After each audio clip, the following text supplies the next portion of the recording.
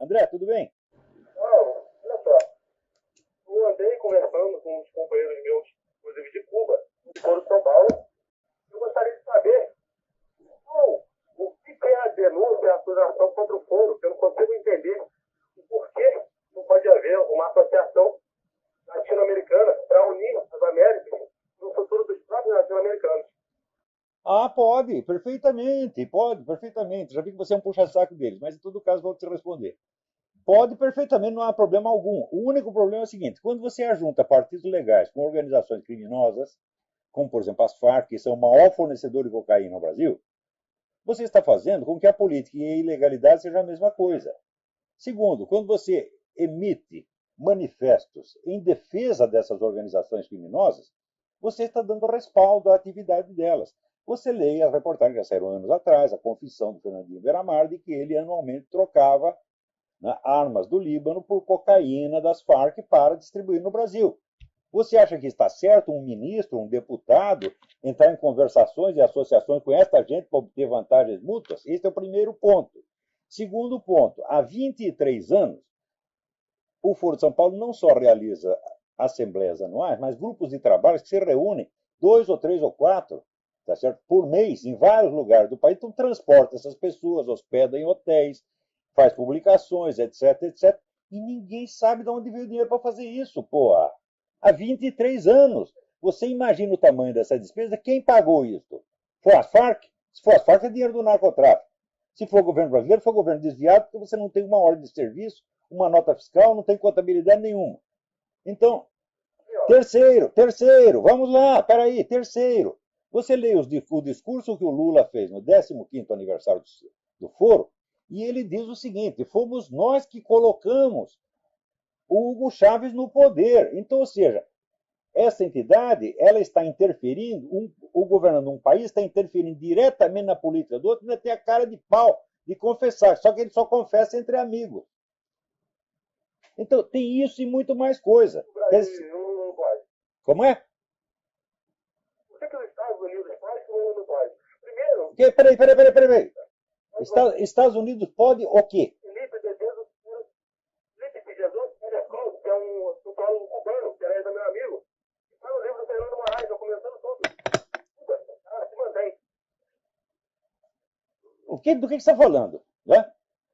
Ora, vocês comunistas, vocês são tão cara de pau que vocês dizem o seguinte: o livre comércio é a praga da humanidade. 2 minutos depois dizem: o que está acabando com Cuba é o embargo econômico. Vocês não têm vergonha na cara? Você tem que escolher uma coisa ou outra, porra. Afinal de contas, o imperialismo prejudicava Cuba quando ele estava lá e comerciava com Cuba, ou prejudica agora que parou de comerciar? Outra coisa, o embargo impede que americanos ganhem dinheiro em Cuba, mas não impede que enviem dinheiro a Cuba. E todo ano saem centenas de milhões de dólares, tá certo, de exilados cubanos que mandam para os seus parentes que ficaram lá e que o governo pega uma parte. Então isso tudo é uma farsa. Mas se não há liberdade de Cuba, é graças aos Estados Unidos. Porque se eles abrirem um pouco, vocês veem que elas estão. Oh, quer dizer que se abrir o comércio, volta a ter liberdade em Cuba. Mas já estava livre o comércio no tempo do Batista. Mas que palhaçada é esta, meu filho? Ah, porra. Graças aos Estados Unidos, não Como? há liberdade em Cuba. Porque se abrir um pouquinho, vocês veem que elas estão. Se abrir um pouquinho, o que acontece? Eu vou repetir para você não está entendendo. Quer dizer que se abrir o comércio com Cuba, né, acaba a ditadura. Mas não tinha livre comércio antes, porra. Não é repressão, porque é o que o Paulo não fala. Escuta, um momento. Cuba tem comércio com todos os países do mundo, só não tem com os Estados Unidos. Você não leu o livro. Não, eu não li esse livro de fato, mas eu sei alguma coisa a respeito disso. O sociólogo não sabe nada. Está mentindo. Dizer que o embargo econômico é que causa a ditadura em Cuba. Ora, primeiro, o embargo econômico foi posterior à ditadura, né? Ele veio por causa da ditadura e não a ditadura por causa do embargo. Segundo, o livre comércio existia antes da Revolução e da tomada do poder pelos comunistas. Então você não pode reclamar e dizer que é a falta de livre comércio que cria a nossa ditadura. Por quê? Vocês fizeram a Revolução e a ditadura contra o livre comércio, porra. Sangrenta, compara o morticínio no tempo do Batista com o que veio depois, porra. Meu Deus do céu. Não, documentado. Está documentado, sim. Está documentado que o governo Fidel Castro é responsável pela morte de pelo menos 100 mil pessoas. E o livro do historiador americano, da coleção grande, contando tudo o que o Batista fazia lá, como Fidel fazia a revolução.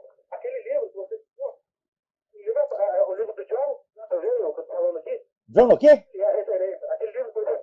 Aquele outro. Escuta, meu filho, mas essa coisa está documentada em centenas de livros.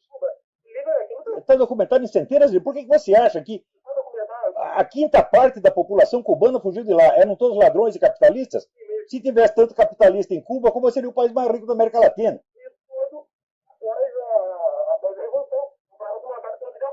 Como é? Peraí, eu não entendi. Eu vou dar tempo para você repetir. Repita.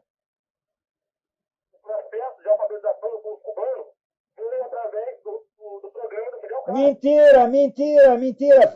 Cuba já quase não tinha analfabeto do tempo Batista.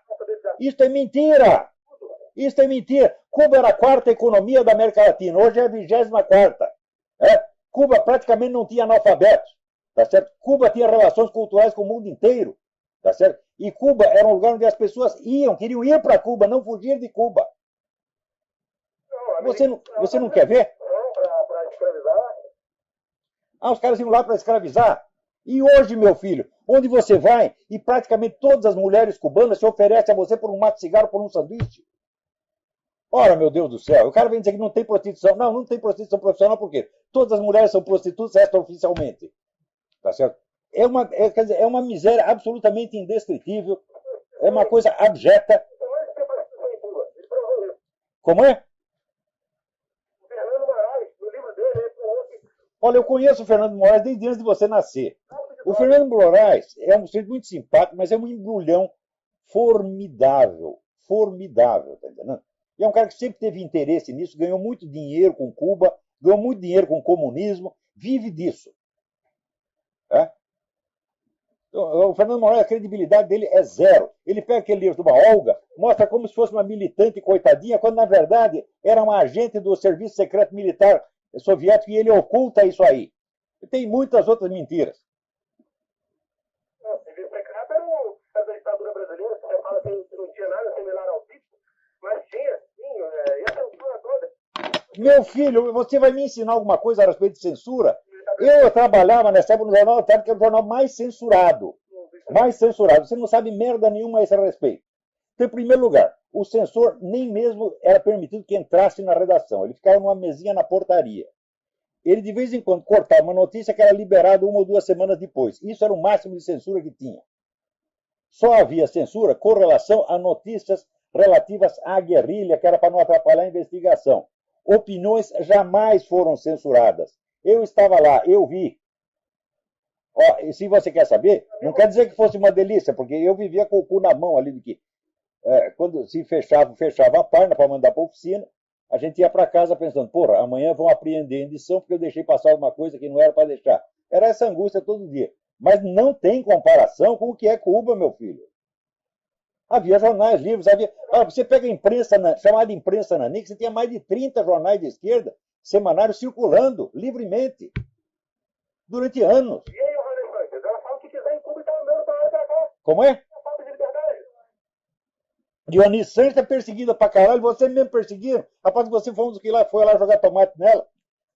E outra coisa, a Ioni Sanches, ela não é exatamente oposição. Ela é uma pessoa que tem uma posição privilegiada, ela é oposição consentida, mas está cheio de gente na cadeia. Está cheio de gente na cadeia. Leia o blog Nota Latina e você vai ver os nomes de todos eles. E chega, vai. Ele me encheu o saco. Você é um moleque besta comunista, porra. Não ouve, não lê nada. Ele vem me citar como fonte. O Fernando Moraes, puta que pariu. O Fernando Moraes não é um historiador. O Fernando Moraes é um propagandista do comunismo, porra. É um homem que vive disso há muitos anos. Né? É um sujeito muito simpático, muito agradável, mas que é um embrulhão, porra. Ele sabe que eu penso isso dele.